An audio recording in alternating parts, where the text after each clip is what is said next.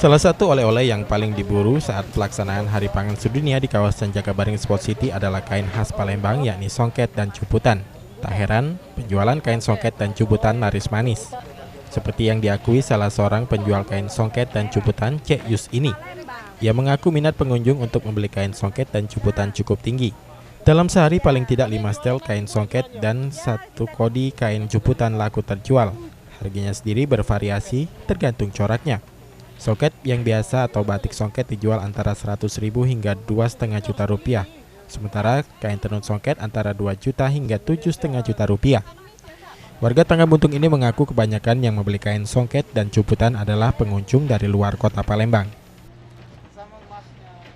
Kata-kata orang Palembang itu agak lumayan ya. Itu songket bisa laku berapa, cuputan berapa?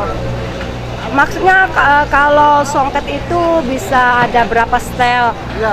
Untuk hari pertama itu bisa keluar, sama hari kedua itu lebih kurang hampir 5 setel ya.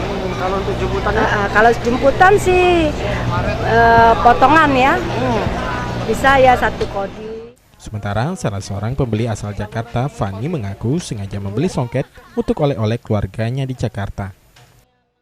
Aduh, beli apa? Bu mau beli apa? Ini kain batik Palembang. Oh gitu, kenapa Bu milih batik Palembang Bu? Ya, karena kan batik Palembang kan punya khasnya sendiri. Nah, kita tuh rasanya punya kebanggaan aja gitu loh. Oh gitu. Namanya kita, kebetulan saya kan lagi dinas di Palembang. Sangat disayangkan kalau pulang-pulang nggak Oleh ya, oleh-oleh ini. Wibisono, PAL TV.